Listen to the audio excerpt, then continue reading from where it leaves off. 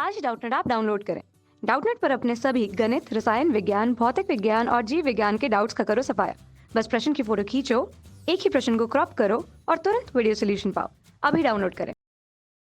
नमस्कार दोस्तों, हमारा प्रश्न है दो समांतर धारावाही चालकों के बीच बल का व्यंजक प्राप्त करें, इसके आधार पर एम्पियर की परिभाषा दें। ठीक है, तो मान लीजिए यह कोई मेरा चालक तार है। ठीक है, ये दोनों आपस में कैसे है, समांतर है। ठीक है, तो इसमें क्या होगा, इसमें जो धारा है वो कौन सी, आई प्रवाहित हो रही है। इसको नाम दे दिया मैंने I1 और इसको नाम दे दिया मैंने I2। ये कैसी हो रही है, एक ही दिशा में प्रवाहित हो रही है। I1 के कारण लगने वाले बल की जो दिशा होगी वह इस तरह, जो बल की दिशा होगी वो इस तरफ होगी, और I2 के जो कारण जो लगने वाली बल की दिशा वो कैसे होगी, इस तरफ होगी। और यहाँ पे क्या होगा, I1 के कारण जो विद्युत क्षेत्र की जो मतलब चुंबकीय बल रेखाओं की जो दिशा है वह कैसी रहेगी, फ्लेमिंग के दाएं हाथ के नियम के अनुसार कागज के तल में लंबवत तथा कैसी, अंदर की ओर। और यह कैसे रहेगी, कागज के तल में लंबवत तथा कैसी, बाहर की ओर। और अगर हम लोग एक और किसकी बात करें, एक और जिसमें धारा कैसी बह रही है, विपरीत दिशा में बह रही है, तो इस पे लगने वाला जो बल होगा, ठीक है, वो कैसा रहेगा, इसमें भी लगने वाला जो बल है F। ठीक है, और ये भी है मेरा F, और इसमें धारा बह रही है एक इस दिशा में ऊपर की तरफ और एक बह रही है नीचे की तरफ। ठीक है, I1, और ये रहा मेरा I2। अब इसमें क्या होगा, इसमें दोनों में जो धारा जो चुंबकीय क्षेत्र की दिशा कैसी होगी, वह रहेगी कागज के तल में लंबवत बाहर की ओर। ठीक है, दोनों में। और इनके कारण लगने वाला बल कैसा होता है, प्रतिकर्षी बल होता है, कर्षी बल। और इनके बीच में लगने वाला बल जो होता है वो कैसा होता है, आकर्षण का बल। ठीक है, इस तार का नाम मैंने क्या दे दिया, AB। इस तार का नाम दे दिया मैंने CD, इसको भी AB, तथा इसका नाम भी दे दिया मैंने CD। अब क्या होगा, I1 के कारण जो हमारे पास में चुंबकीय क्षेत्र की तीव्रता है वह क्या हो जाएगी हमारे पास में, यहाँ पे लिख देते व्यंजक हेतु। I1 के कारण चुंबकीय क्षेत्र की तीव्रता, चुंबकीय क्षेत्र की तीव्रता वह क्या रहेगी हमारे पास में, B बराबर से म्यू नॉट अपॉन में 4 पाई इंटू 2I1 अपॉन में D। ये कैसे आया हमारे पास में, यह I1 के कारण चुंबकीय क्षेत्र की तीव्रता किसी चालक तार के अंदर, किसी चालक तार पे वह क्या होती है, B बराबर से होती है म्यू नॉट अपॉन में 4 पाई इंटू 2I बटे D। ठीक है, और इसके कारण जो चुंबकीय क्षेत्र की जो दिशा है वो कैसी होगी, दाहिने हाथ की हथेली के नियमानुसार, दाहिने हाथ की हथेली के नियमानुसार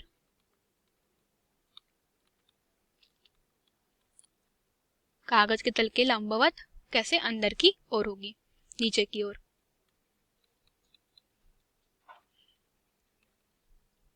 कागज के तल के लंबवत नीचे की ओर।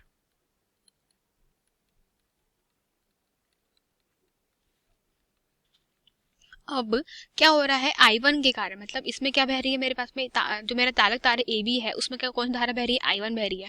और चालक तार CD में कौन सी बह रही है, I2 बह रही है। तो I1 के कारण जो I2 पे बल लगेगा वह क्या हो जाएगा हमारा, वह हो जाएगा हमारे पास में कौन से नियम से, तो I1 के कारण क्या हो जाएगा हमारे पास में, I1 के कारण I2 पे, मतलब I2 विद्युत चुंबकीय क्षेत्र B के कारण क्या होगा, चालक तार CD पे जो I1 में जो हमारे पास में चुंबकीय क्षेत्र है उसके कारण जो CD पे लगेगा, चुंबकीय क्षेत्र के कारण CD पे लगने वाला बल क्या हो जाएगा, हमारे जो CD में है धारा कौन सी बह रही है, I2 बह रही है, तथा क्या हो रहा है हमारे पास में कि जो थीटा का मान है हमारे पास में, यहाँ पर थीटा बराबर से कितना है, 90 डिग्री, क्योंकि जो चालक तार CD में जो धारा की दिशा है कागज के तल के लंबवत, मतलब कागज के तल के लंबवत है। ठीक है, और क्या है, चुंबकीय क्षेत्र B कागज तल के लंबवत अंदर की ओर है।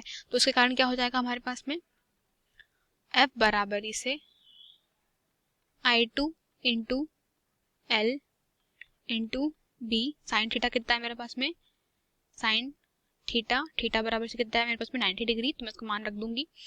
तो F बराबर इसे I2L B sine theta, theta equal to 90 degree कितना हो जाएगा मेरे पास में, साइन 90 डिग्री इक्वल टू 1। ठीक है, तो ये हो जाएगा मेरे पास में ILB। यह क्या है मेरे पास में लगने वाला बल। इसको समीकरण क्रमांक मैंने क्या दे दिया, समीकरण क्रमांक 2, और ये इसको मैं समीकरण क्रमांक 1 दे दिया। ठीक है, तो अब क्या होगा, समीकरण 2 में क्या करेंगे, समीकरण 1 से हम लोग b का मान रख देंगे। हमारे पास में जो b है उसका मान रख देंगे किसमें, समीकरण 1 से मान रखने पर क्या हो जाएगा हमारे पास में, F बराबर इसे I2 into L into b का मान क्या है हमारा, b का मान है हमारे पास में म्यू नॉट अपॉन में 4 पाई इंटू 2I1 अपॉन में d। ठीक है, तो क्या हो जाएगा मेरे पास में, म्यू नॉट अपॉन में 4 पाई इंटू 2I1 अपॉन में d। इसको मैं किस तरीके से लिख सकती हूँ, उसको मैं लिख सकती हूँ F बराबर इसे I1 I2 अपॉन में d into mu naught upon में 4 पाई इंटू L, या F बराबर इसे म्यू नॉट अपॉन में 4 pi into L into I1 into I2 upon में d। यही मेरा क्या था, दो समांतर धारावाही चालकों के बीच लगने वाला बल हेतु व्यंजक था। ठीक है, और इसके आधार पर एम्पियर की जो परिभाषा होगी वह कैसी होगी, वह, ठीक है, अब क्या लिखना है हमें, एम्पियर की परिभाषा। एम्पियर की परिभाषा वह कैसी हो जाएगी हमारे पास में दोस्तों, देखिए अगर मैं क्या करूं कि यहाँ पर f का मान कितना, मुझे जैसे पता है कि किसी भी कि दो तारों के बीच में लगने वाला बल हमारे पास में क्या है, F बराबर से 10 की घात ऋण 7 म्यू अपॉन में 4 पाई का मान होता है किसमें, CGS पद्धति में। ठीक है, तो 10 की घात ऋण 7 गुना, सॉरी यहाँ पर 2 था, ये 2 रहा, ठीक है 2, तो into 2 into I1 into I2 into L के बटे में क्या है मेरे पास में D है। तो मैं क्या करूंगी कि F का मान कितना रख दूंगी, F का मान मुझे रखना है 2 गुना 10 की घात ऋण 7 न्यूटन, किस में होता है, डाइन में। ठीक है, और उसके पश्चात जो L है अगर मैं उसको भी कितना रख दूं, 1 रख दूं, D का मान भी मैं 1 मीटर रख दूं, मतलब मैं क्या कर रही हूँ, सबको इकाई में परिवर्तित कर रही हूँ, एक सिंगल इकाई में। तो और I1 तथा I2 का मान भी कितना रख दूं, मैं I के बराबर रख दूं, तो क्या हो जाएगा, जो यहाँ से मुझे मिलेगा I बराबर से, उसका मान कितना मिल जाएगा 1। ठीक है, तो इसके हिसाब से मैं इसको कैसे परिभाषित कर सकती हूँ कि वायु या निर्वात में, ठीक है, वायु या निर्वात में 1 मीटर की दूरी पर स्थित, मतलब जो मेरे पास में D का मान कितना रख दिया मैंने, 1 कर दिया, तो 1 मीटर की दूरी पर स्थित दो समांतर धारावाही चालक, ठीक है, दो समांतर धारावाही चालकों के बीच में एक ही दिशा में धारा प्रवाहित हो रही है, तो लगने वाला जो आकर्षण बल होता है वह कितना हो जाता है, 2 गुना 10 की घात ऋण 7 न्यूटन पर मीटर का जो आकर्षण बल 2 गुना 10 की घात ऋण 7 न्यूटन पर मीटर का होता है। तो प्रत्येक तार में बहने वाली जो विद्युत धारा होती है वह कितनी कहलाती है, 1 एम्पियर कहलाती है। अर्थात वायु या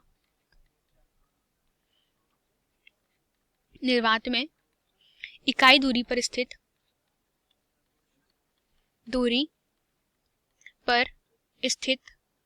इकाई लंबाई के दो समांतर धारावाही चालक तार, दो समांतर धारावाही चालक तार जिसमें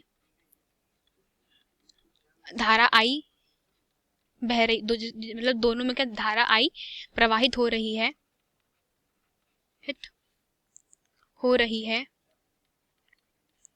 तो इनके बीच में लगने वाला बल जो होता है वह कितना होता है, इनमें लगने वाला बल कितना हो जाता है, F बराबर से कितना हो जाता है, 2 गुना 10 की घात ऋण 7 न्यूटन पर मीटर, मतलब क्या हो जाएगा कि जो बल तो है वो न्यूटन में रहेगा, लेकिन हर मीटर पे जो कितना बल लग रहा है 2 × 10⁻7 न्यूटन का बल लगे, ठीक है, सॉरी 2 × 10⁻7 न्यूटन का बल लगे, तो क्या हो जाएगा हमारे पास में कि जो चालक तारों में तो प्रवाहित धारा होती है, चालक तारों में प्रवाहित धारा है वह कितनी होती है, 1 एम्पियर होती है। धारा 1 एम्पियर कहलाती है, जिसमें धारावाही जो धारा है उसकी दिशा कैसी है, एक दिशा में है, जिसमें धारा की दिशा एक ही दिशा में है, एक ही दिशा में है, ठीक है। और क्या है, जो इनके बीच में लगने वाला बल कौन सा है, आकर्षण का बल है, और लगने वाला बल आकर्षण बल